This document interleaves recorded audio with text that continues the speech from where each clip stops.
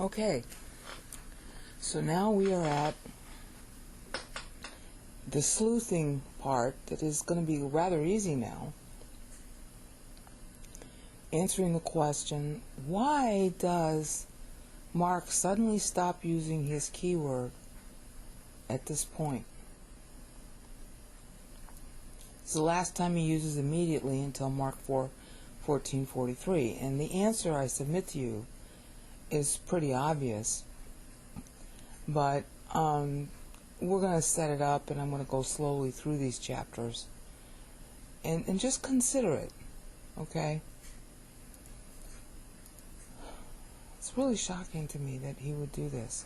See, we got immediately here and immediately here, and then bing, he stops using it.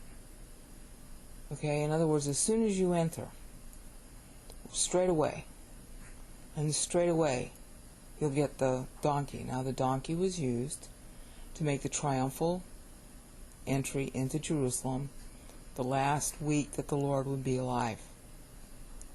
We call that Palm Sunday today, and this was the recognition that Christ is Messiah, and it's going to end with everybody who allegedly recognized him as Messiah rejecting him. Okay? Here's the donkey colt that had never been ridden. That's a fulfillment. Let's see if it'll tell us which verse it is. I'm going to have to go to here. Alright. Oh crud. I've got to change the Bible version in order to find the right reference, because the NAU doesn't do it that well.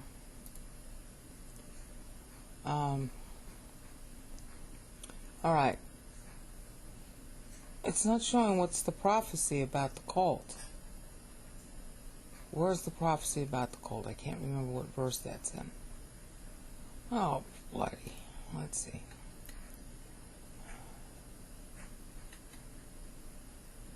Maybe it's in this verse. Sorry about the delay, as usual. They don't notice. How come they don't notice? Riding on a foal of an ass is the actual phrase. I'll have to put the recorder down for a minute. I'm going to type this in. Can't believe they don't have this. Oh, I can't.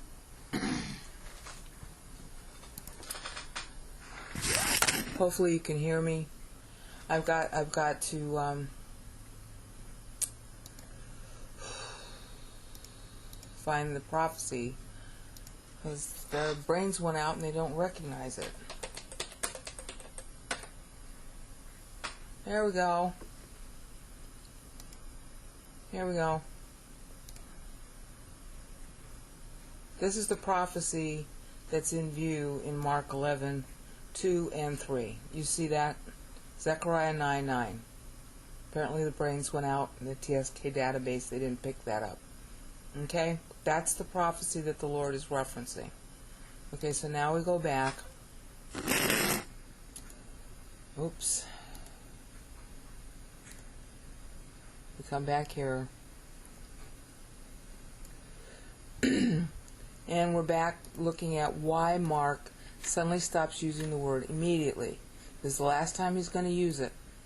So what is it about the text in between that tells us why Mark is no longer doing this? Okay?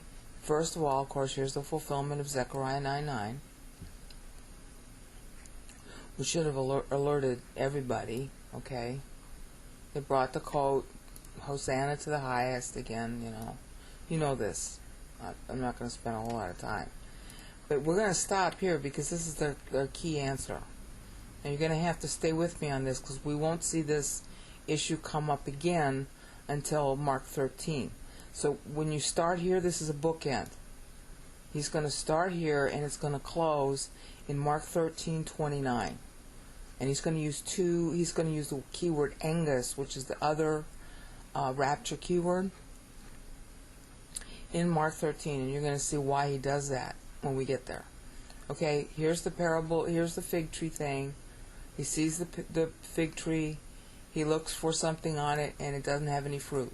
The fig tree is metaphorical for Israel throughout the Old Testament. Okay? So he says, when I came for food from you, I mean, this is what's behind what he's saying. I came to you, I came to collect my fruit, and you didn't deliver. So you're not gonna get any fruit.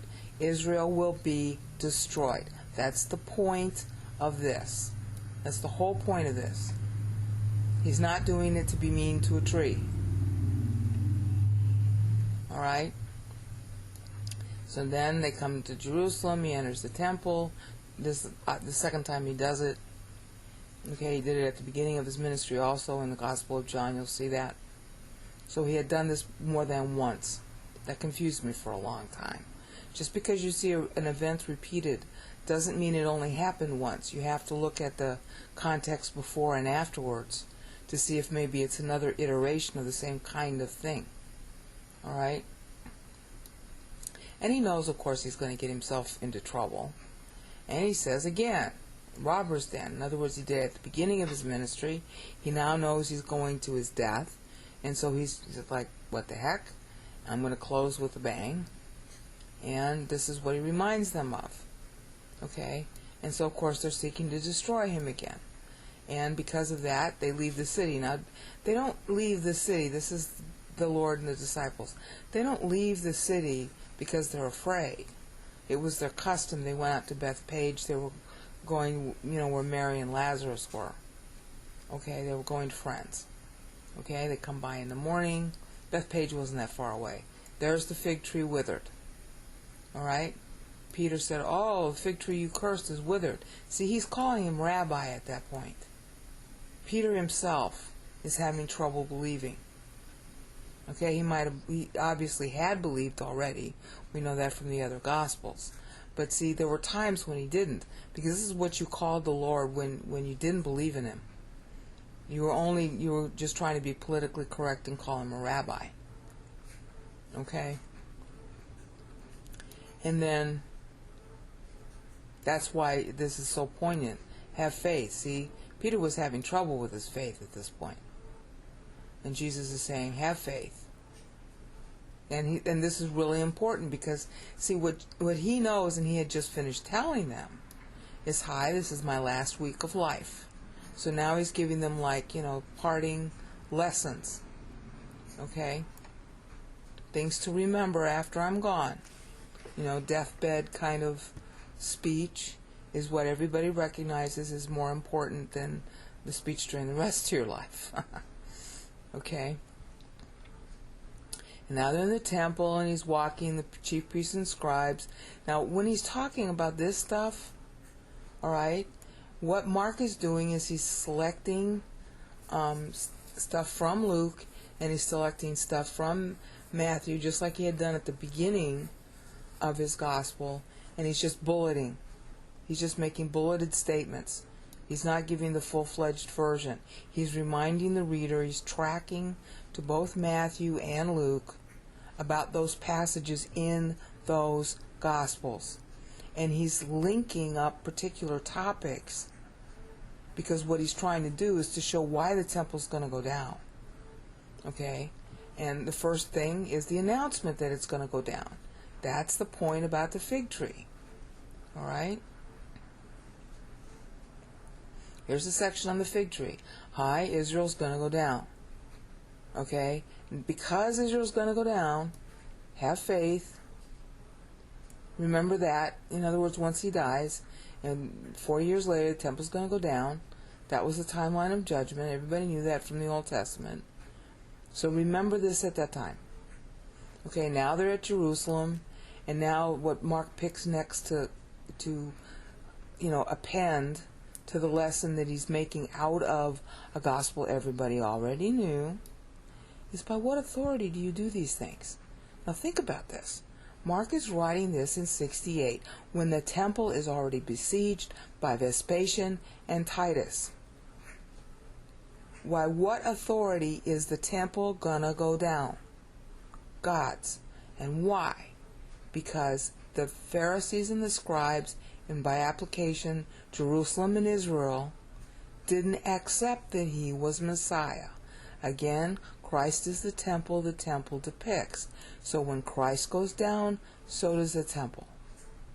It could have gone down, the temple could have gone down with Israel accepting him, or it could have gone down with Israel not accepting him. Here, it's ex post facto. Israel's not accepting him. He already went down. Now it's time for the temple to go down. And this is sort of like, hi, here's a deposition. Based on the gospel, he's citing a courtroom case, which at this point is 30 years past. Here are the key points, the key juridical points as to why temple and by application Jerusalem and Israel are going to go down. Okay?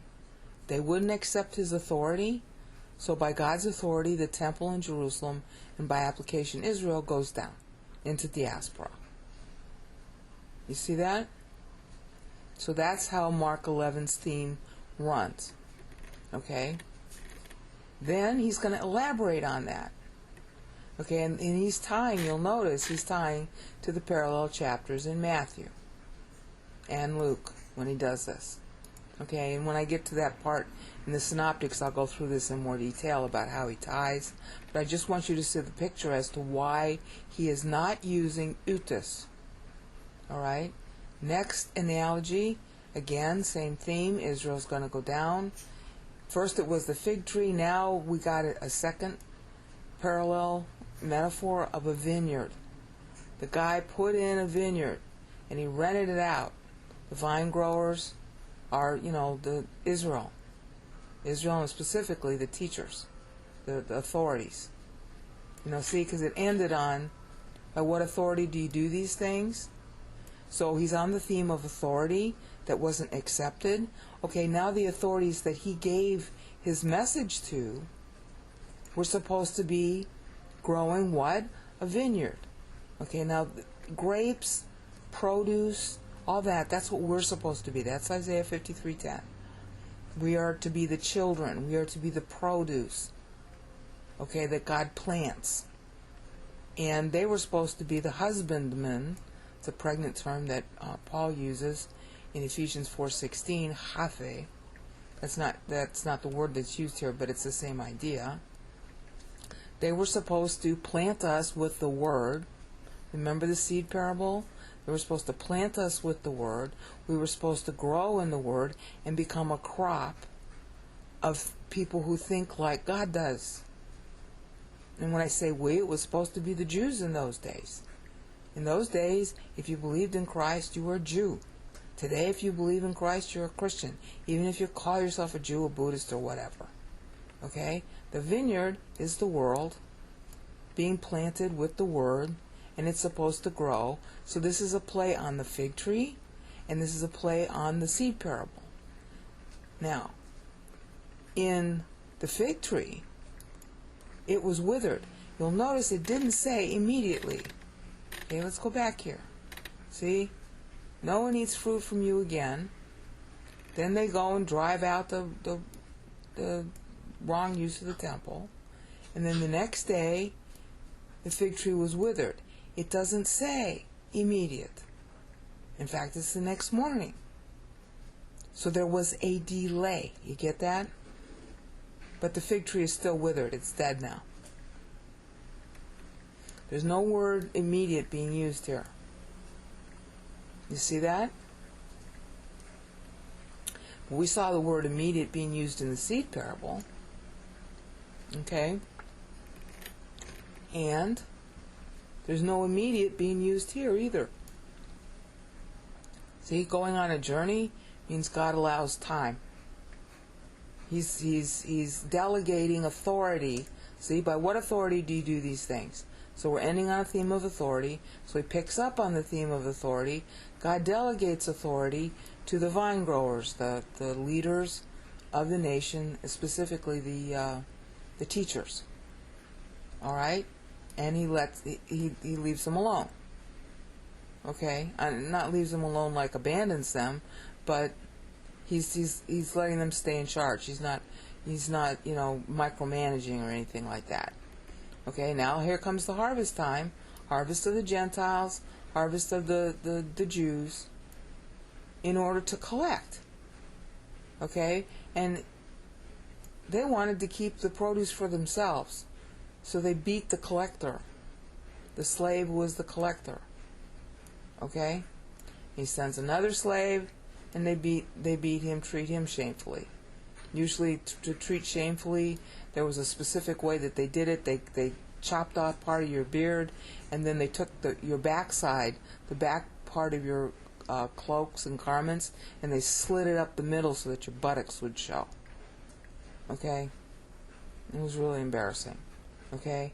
And then he sent another, and that one they killed. These are all speaking of the prophets, as we're going to see. And then he sent the Son, Christ himself.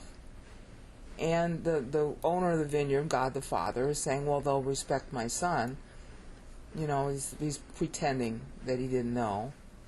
And the vine growers then say, well, let's kill him, and then we will take inheritance. In other words, the leaders of the Sanhedrin and all that, they wanted to have all the glory. They didn't really care about God. Okay? And this is true of Christianity today, too. Don't just apply this to the Jews. We're just as guilty as they are. So they kill him, and they throw him out of the vineyard. So what will the owner of the vineyard do? This is second advent now. Okay? This is also, hi, Christ is dead. You didn't accept him. So what has to happen to Israel, the vineyard? What has to happen to Israel now? He will come and destroy and give the produce to others, namely the Gentiles. You getting this? This all tracks to Matthew 22. Matthew 16 to 22. That's what Mark is tracking to. Okay? And then here's our famous verse. The stone the builders have rejected became the chief cornerstone. This came about from the Lord, is marvelous in our eyes. Okay? And just in case, let's pull up so that you can see. Oh, I can't do that one when I want to look at the database.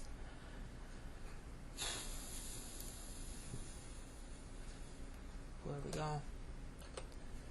Chief cornerstone. There's one of them verses in the lower left-hand corner, Psalm 118, Isaiah 28:16, which we've already seen. All right, when we were talking about the rapture keywords. Okay, and there are more of them, but they're not showing here, and I'm not going to spend more time on it. The point is, you realize that it's being quoted. Okay, so back we go. So this is we had the seed parable, the fig tree, and now the vineyard. You see, they're all relatively the same theme. The fig tree and the vineyard don't have the word EUTHUS in them. There's a delay. It's not immediate. Or, and here's what I'm going to contend is the real meaning, he's not saying it's next anymore. It's not immediately next, because it's happening now. Because Jerusalem now, when he writes, is under siege. There's no next. It's occurring today when he writes. Okay? It's not a nextness. It's a nowness.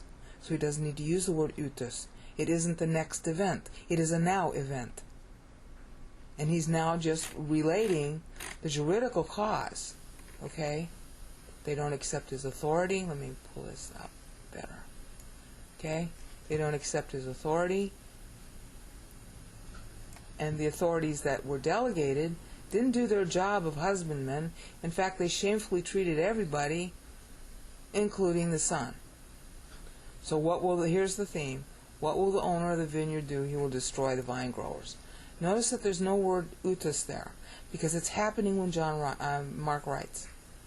Jerusalem is under siege when Mark writes. And here's the juridical indictment. The stone which the builders, see, the builders, those are the authorities that were delegated the vineyard. The stone which the builders rejected became past tense now, became the chief cornerstone. And it is marvelous in our eyes. Marvelous ties to also the marvel, the negative marvel of the temple being destroyed. Okay? And because Christ said that, the Pharisees were seeking to destroy him because they understood that he spoke the parable against them. Okay? And they finally left him and went away.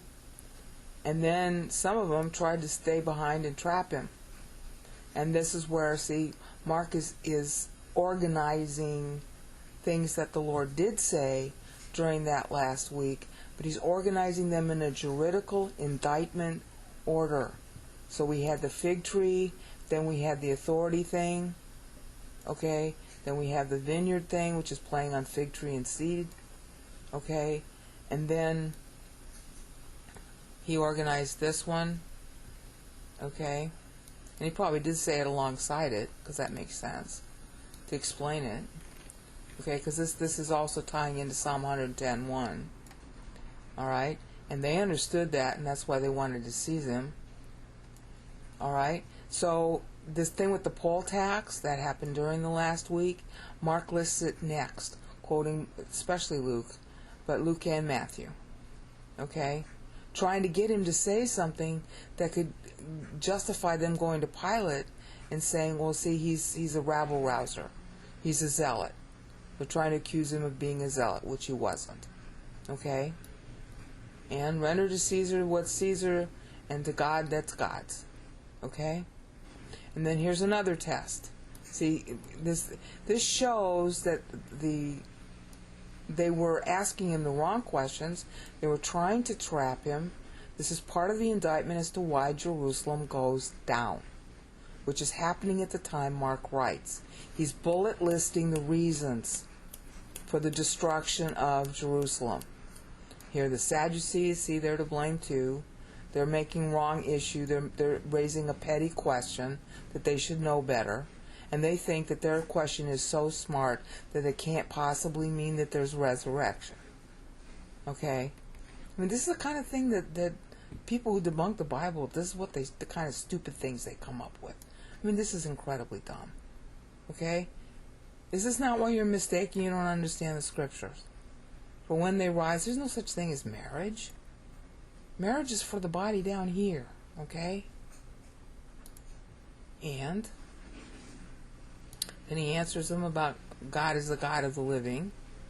Alright? And then he's listing by contrast. Notice how he's bulleting. This isn't necessarily in chronological order, but it is in juridical order. He's now contrasting somebody who did understand what the issue was. You shall love the Lord your God with all your heart and all your soul and all your mind and all your strength. Okay, now here he's concatenating two different events because Christ changed this right here is in the Old Testament, and this right here is in the Old Testament. But on another occasion when this issue came up, Christ changed the word strength to all your mind, to dianoia. And that's in Matthew where that change happened, and it's in my LXX playlist at the beginning of that playlist. Christ makes a clever use of both the Old Testament Hebrew and the LXX. He makes changes in both texts to upgrade the commandment to this. This is the upgrade. Every single thought you think, this is what Paul's later going to play on when Paul says in 2 Corinthians 10:5, bring every thought into captivity to Christ. That's the upgrade. That's the spiritual life for church. It's far harder than the Mosaic Law could even dream of being. Mosaic Law was easy. This is hard. Having every thought on God, you can't do it. Like, you're always violating that commandment. You're always violating the first commandment. Okay? And then here's the second. You shall love your neighbor as yourself. You know this. Okay? The scribe replies. And so see, this is another reason why Jerusalem is taken. See, he's lining up the juridical reasons for Jerusalem's downfall. Remember again that at the time Mark was writing, Jerusalem is besieged by Vespasian, who is not yet, part of the year of the 4 emperors. It's just beginning to start. And Titus, his adopted son. Okay? This is another reason, highlighted in blue now, for the downfall of Jerusalem. There are some who are not maybe yet believing, or are newly believing, and they need to be delivered out of Israel and all that bad influence. And the only way to do it, because they'll think they're supposed to be there, the only way to do it is to destroy. And that will scatter the good people as well as scattering the bad people. A lot of the bad people will die. And when I say bad and good, I mean people who are positive, people who are negative. All of us are just as bad. Okay, but the people who are positive will be able to learn and therefore transmit and make the vineyard grow. You got that? Here's one of those who's going to make the vineyard grow. So it's necessary for Jerusalem to be destroyed in order for this guy to be able to be grafted in somewhere else so that their vineyard can grow. Remember it said, I'm going to give the vineyard to others up here? Okay? He will give the vineyard to others. Alright, well now he's going to explain who one of the others is. Right here.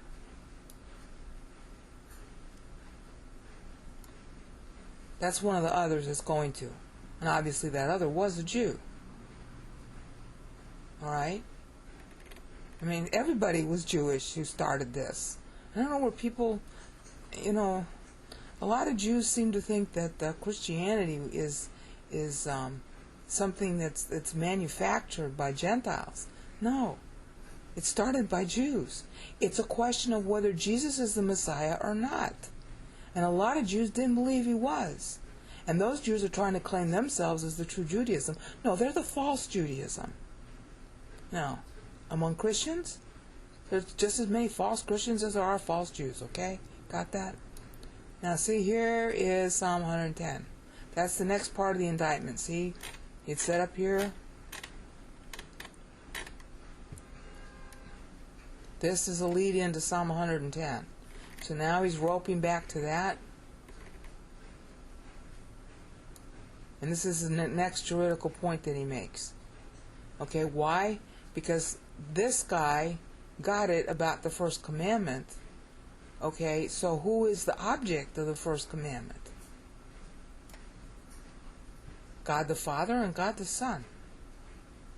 God the Son loved God the Father with all his heart and soul and mind and strength. You got that.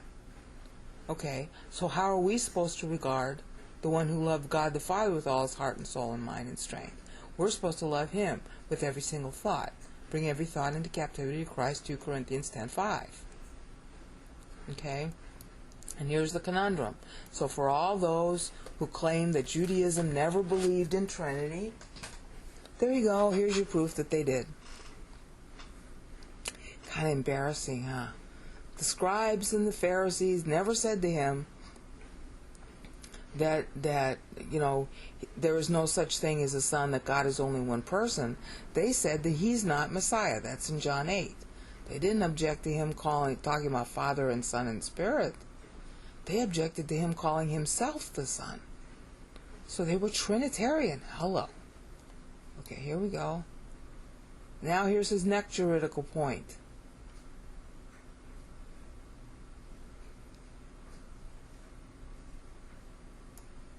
There we go. Verses 38 through 40. Next juridical condemnation. Oh, all they care about is how they look to other people. That's another reason why Jerusalem's going to go down. Okay? And similarly in nature, remember we had, a lot of parallelism going on here. This was the guy who was positive. Alright? Then he goes back to negative. He goes back to the conundrum. How do you apply the first commandment? Alright? Reminding them that he's Messiah. And they're on the wrong side of the first commandment. And they're also on the wrong side because all they care about is appearance. And now we have the flip side tying back to this flip side. This is one of the reasons why Jerusalem had to go down, to free up the positive. Okay, here's another person who's positive. A poor widow. And one of the things that's remarkable about any kind of raid that's done, whether it was by Rome or anybody else, is that the poor of the land were pretty much left alone. They were deemed innocent. okay, or at least they were not a threat, and they were allowed to stay. So about the best thing that could happen to you during a raid or during a battle is that you would be considered too poor and they would leave you alone. They would just bypass you. You know, because they're after booty, and if you don't have any, they just leave you alone. Okay? So this frees up the poor. The pressure against them is actually lightened. That's true in a lot of imperialistic situations. You know, imperialism can be bad or good, but it's a question of who was oppressing you at the time that the conqueror came in. You know, the conqueror can actually be a better thing than the people who were oppressing you before the conqueror came in, even if the conqueror is foreign. And that was what a lot of African nations found out. You know, when the British came in, the British did a lot of things wrong, so does everybody else. But the people who were oppressing the Africans were even worse. And of course, we're finding that out now. You know, when the British left, it was total chaos in India and in Africa. All right? I'm not trying to advocate that India and Africa be ruled by whites again, but I'm saying that imperialism has its place for a limited period of time.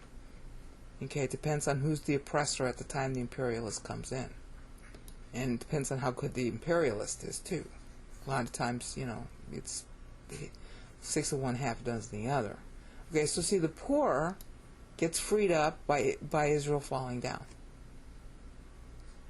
And look at, she's poor in money, but she's rich in thought. So God's going to take care of her, even in the disaster. So you see, there's a little lesson there. Hi, if you're trapped in Jerusalem and you're getting this gospel sneaked in, okay, use this little part here to remember, you know, because you probably have nothing at this point. You've sold everything you had just to get some bread. All right, God will deliver you if you have faith. And so somebody who found this gospel surreptitiously got it, found it in the trash, whatever, oh, I believe this, and God would have delivered that person. That's the message for us today. Okay, now in the next increment, we're going to go through the keystone as to what Mark is doing by leaving out EUTHUS, because here he's going to use the two keywords, the keyword Angus, which is the other major rapture keyword, and we're going to tie it back to the fig tree. So here we are at the famous Mark 13. Mark 13 is a concatenation and elaboration of a combination of both Matthew 24 and the parallel passage in Luke.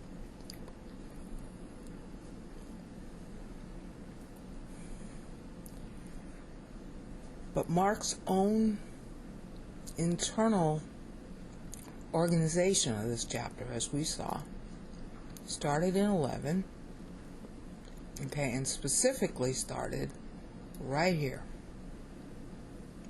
He's going to close this point about the fig tree. We saw the fig tree, the overturning, the vineyard, which played back to the seed parable, all of these being used as little bullet points of indictment as to why the temple's going down. And again, remember, when Mark is issuing this, okay, the temple is already besieged, and he's using the gospel to remind them of the gospel, but he's deliberately inserting and omitting certain things so that you get a unified picture of why Jerusalem is going down. Until this point, until Mark 13, or Mark 11 really, he's been depicting a lot of rushing on the stage, of Pharisees reacting to the Lord, the disciples reacting to the Lord, the demons reacting to the Lord, the people reacting to the Lord, the attestation of the miracles, the attestation of the demons, the attestation and conspiring of the Pharisees. So it's been a real long series of rushes, of actions. It's the closest thing to an action movie, version. He didn't say a whole lot about the teaching, but he slowed down to talk about the seed parable. And you can argue just as in chapter 1, when he's saying, warning, warning, the king is coming, make your way straight. Now he's talking about imminency of the rapture, because the temple is under siege.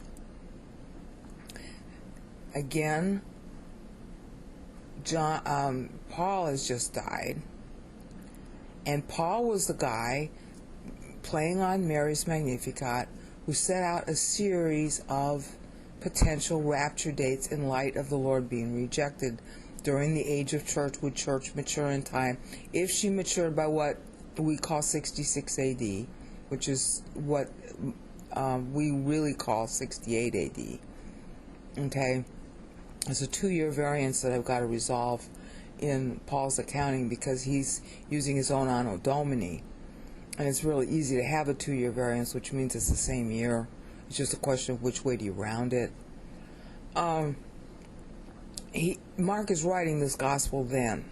Paul dies. He's just died.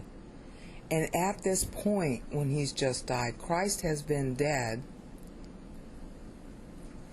as long as he was alive.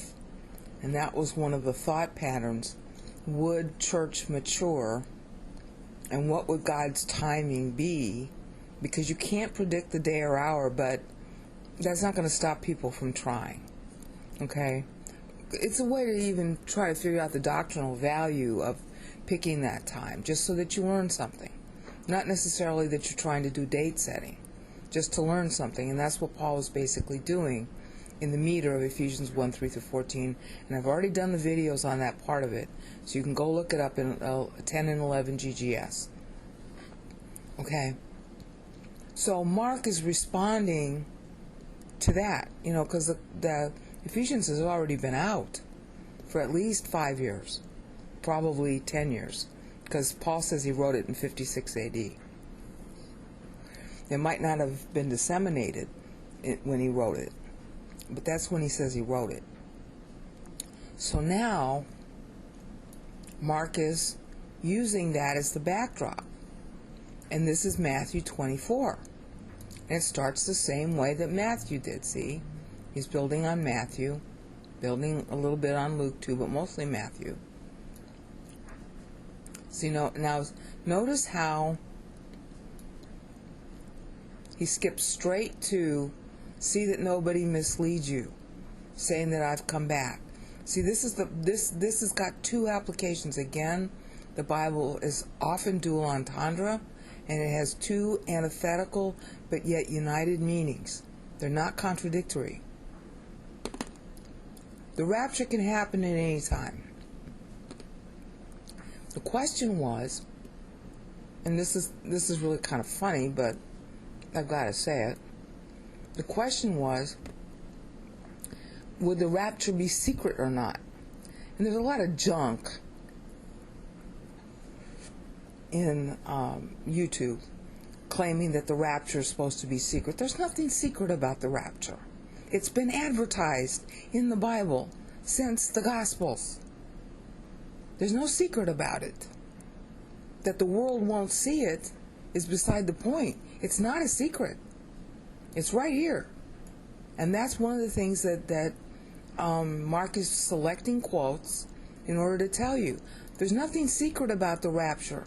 So if somebody says, oh, Christ is back, it's the rapture now, somebody else telling you that, ignore it. Because you're going to see him yourself. There's no secret. Okay? If you're not a believer, you don't see Christ. Just as those magi saw a star that nobody else saw, which wasn't really a star, but an angel. Okay? The world is not going to see Christ at the rapture. They're going to see two witnesses suddenly arriving at the temple in Jerusalem. That's Revelation 11. That's what the world will see. The world will see an angel flying mid-heaven at noon every day saying, hi, believe in the gospel now. That's what the world will see. We see Christ. We see him now, even though he's not yet come. All right? So if somebody says, oh, I'm Christ, and how many times? I mean, even today, there are people coming around saying, oh, I'm Christ, I'm back on earth. You got that guy in Brazil, I don't know if he's still alive, he calls himself Henry Christ. There are a number of fake Christs that are running around the world, even right now, today, while I talk. Don't listen to them. That's not the way the rapture happens. That's not the way I come back. Okay? And wars and rumors and wars, but that's not yet the end. Just like Paul was doing. Paul was preparing, or trying to prepare the believers to say, okay, we can't predict the rapture. If it doesn't happen, what is history going to look like? And Paul charts out the first 434 years as a trend of history that keeps on recurring. Groundhog Day, 62nd week playing. Here's a 434 to tell you how every 434 years is going to play this way. The last 56 are pivotal to whether history continues, but when it continues, it's going to continue the same way as before. Okay, so the first 434 years after Christ died is how history has been playing ever since, really. Just a change in the cast of characters and their dress and what they call themselves and what weapons they use. That's it. Same old, same old. Mark is playing to that. He's saying, hi, this is going to be a trend. Hi, this is going to be a trend. Now in Matthew 24, it's also speaking about the specifics of that time. But it's also a trend. Mark is writing 30 years later. The temple's about to go down. It's already under siege. He's warning them, maybe don't just assume the rapture is going to happen. Just like Paul was warning by his own language, keyed to the meter. Okay? Nation rising up against nation. This is only the beginning. Be on your guard. They will deliver you over. You will be flogged, blah, blah, blah. Alright? Gospel must be preached to all nations. This is before the rapture. Don't believe somebody saying that the rapture's already happened. I'm Christ, I'm back, I'm here, come to me now. You know, the David Koresh, the other kind of garbage that's been going on. Alright? And of course the Jews were going to fall prey to this from Bar Kokhba in 132, 135 AD. They were going to believe in a false Christ. And there were many. There had always been many. Okay? So all this is to be warned and thought about. Because the temple was about to go down. So all these issues were current. Okay, they happened and Jesus said them when he was here, but they were current to the audience that Mark wrote to. That's why he's selecting his quotes. Okay? Notice he's paying more attention to this is what's going to happen to you now. Okay? But he's still quoting from Matthew 24 specifically. See? And this has special meaning because they're under siege. Okay? Keep believing and you're going to be saved alive out of it. It's not talking about salvation from hell.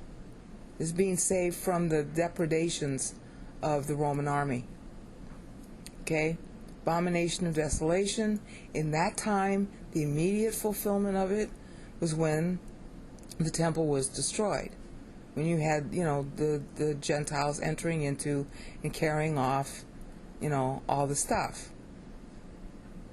Alright? Don't go down from your housetop, just get out of there. Okay, and this will actually come true, what we call 70 AD, August 29th, 28th, and 29th. Okay, when that starts to happen, get out of there. Don't even wait. Alright, now, see, he's tracking to Matthew. Those days, not these days, those days. So he's now switching to the actual tribulation because Jerusalem has been overrun many times. So this isn't true even of the time of the Romans. That's future, those days. So you got to be real careful when you read the Bible. They make very deft word changes. My pastor spent a lot of time explaining that to us, showing us many passages in Scripture where they have this. Daniel did the same thing in Daniel 11:36. And I already explained that when I went through Matthew 24.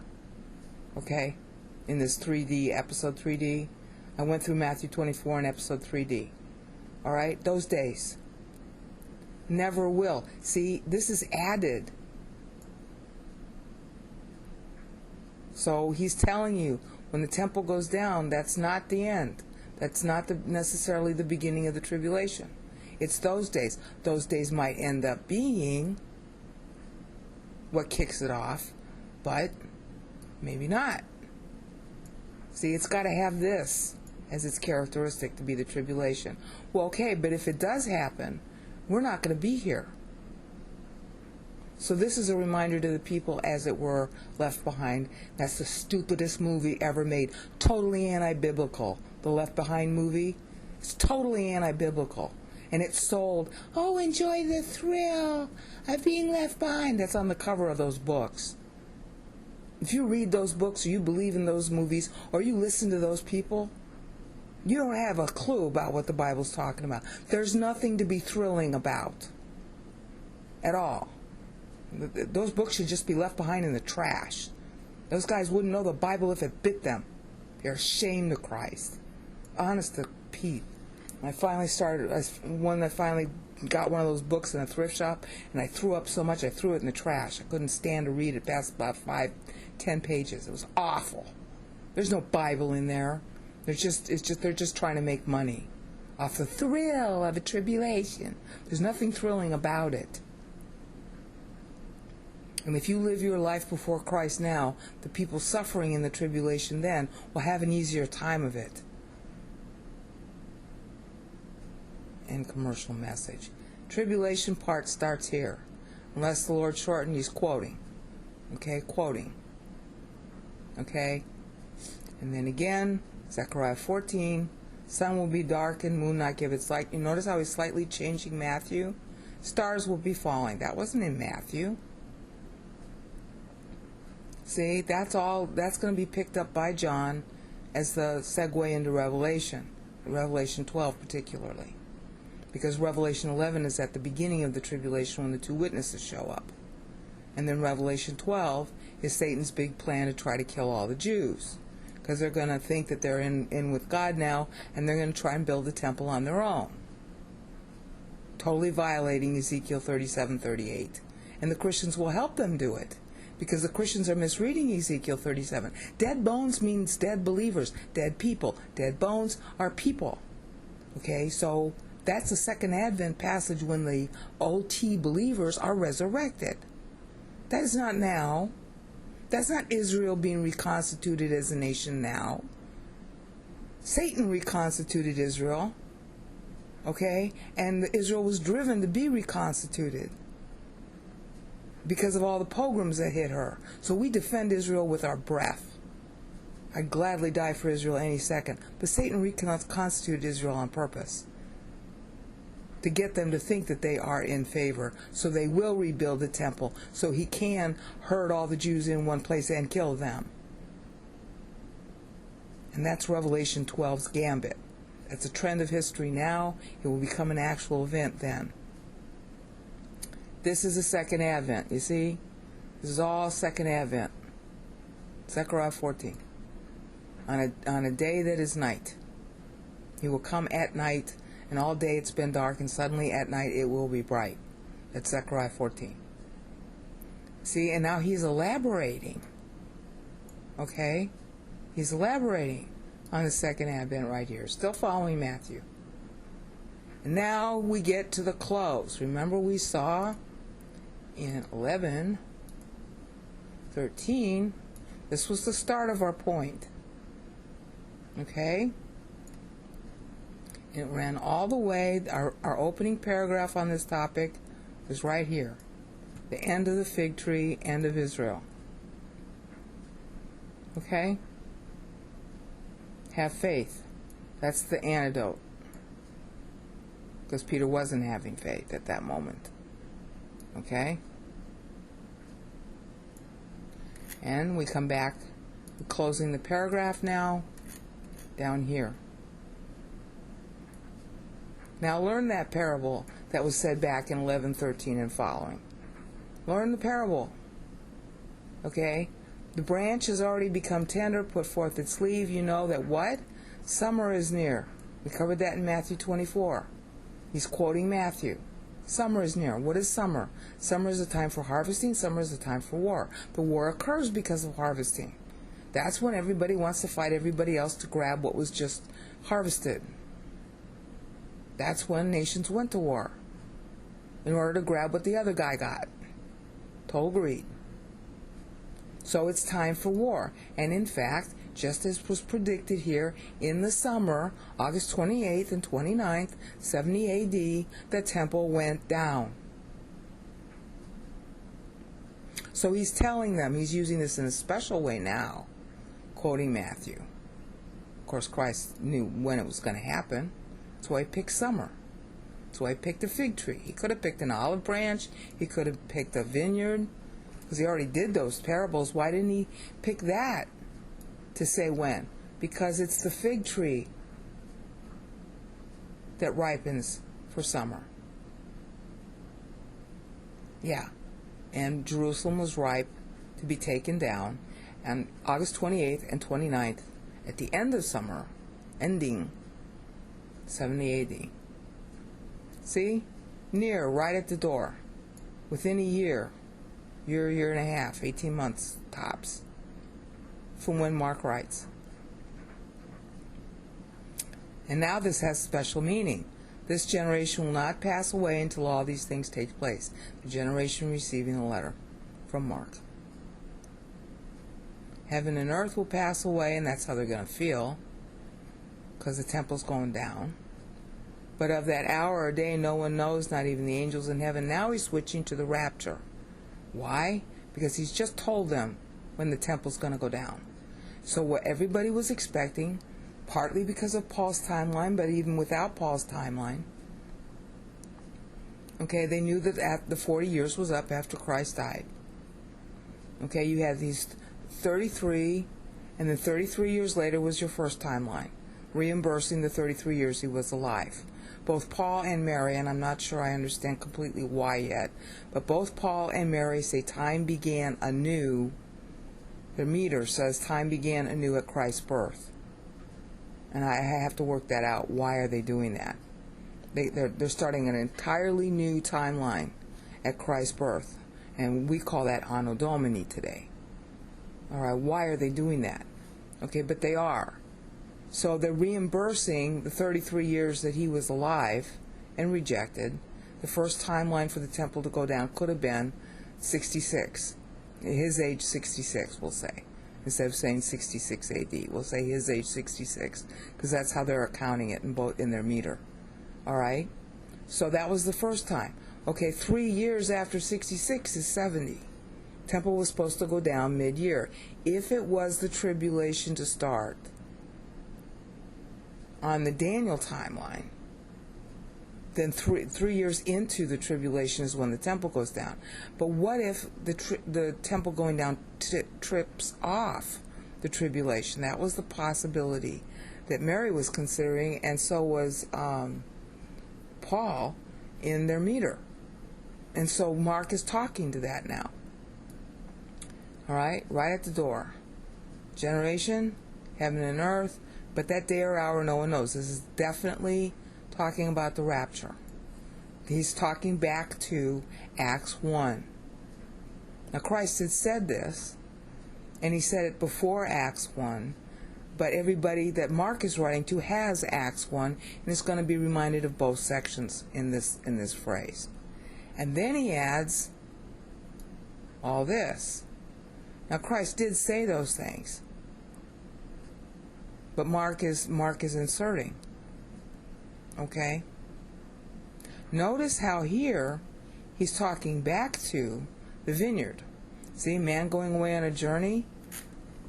Back in the vineyard thing in chapter 12, it was the king that went on a journey. But now here in 13, it's a man on a journey. So be alert.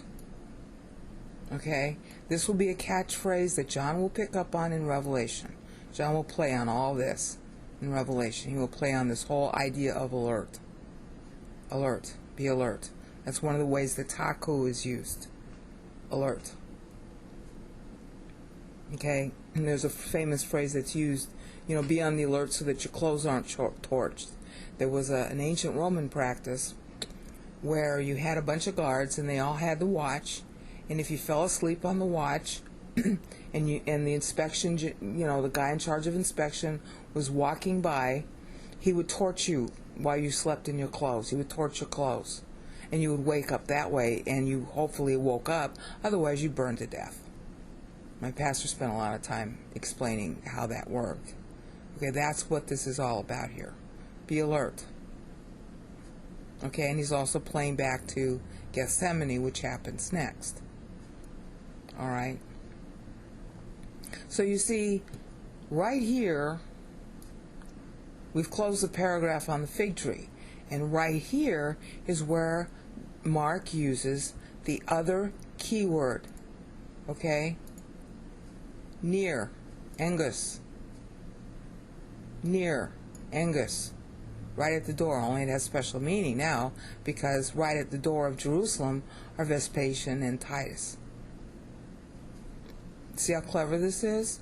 He's closing the parable of the fig tree. So everything between here and chapter 11, verses 13 and following, you now know how to interpret what is meant. Because he's bookended from 11:13. He's bookended. And now he's using the word Angus. That's the word translated near. And he's using summer, the time of harvesting and war. So you now know why he did not use EUTHUS. EUTHUS means immediately, next, upright, no obstructions. Okay, well, none of that is relevant now, because Titus and Vespasian are already at the door. There are lots of obstructions. They're under siege. There's nothing upright about it. And it isn't straight away. The siege has been going on, at the time Mark writes, it's been going on for 2 years. It's going to go on for another 2 years. So EUTHUS isn't the word to use. Near is the word to use. Because what are they? Vespasian and Titus are near Jerusalem, right at the door. They're next. Remember, Angus means proximity. Next to, beside. Besidedness. It's next in the sense of it's the next body, as it were. Remember I said the door is near? It's near in the sense of right there, it's the next one, but it's not necessarily near in time. This all could have been avoided. They were under siege. It hadn't finished yet. If Jerusalem had changed its mind, and that was part of the reason for writing this gospel, and with this gospel came out the book of Hebrews, Peter, and Jude, probably in that order. Okay, Jude would have been last. Jude doesn't mention the Gospel of Mark, so maybe Jude came first. Maybe it was Peter, and then Jude, and then Hebrews, and then Mark. Okay, that I could defend even better. Mark being last, because I don't see references to Mark's gospel in Peter. I don't see references to Mark's gospel except for the scathing tone. Well, there's a scathing tone. Okay, there's a scathing tone in Peter, especially 2 Peter, the last half, and he's obviously writing after Paul dies. Okay, that's what he says in the second half of 2 Peter, and he's writing about the imminency of temple destruction. All right, so the siege was already going on when Peter wrote, just before he died. Jude, okay, Peter is writing to Paul's old stomping ground because Paul's dead. Jude writes next, okay, and he quotes a little bit from Peter. So he's making play on the dogs and the false people. So Jude is playing on that, and of course Jude is the brother of James. Both are the brother of Christ. And then you don't hear from Jude again, so he got taken too.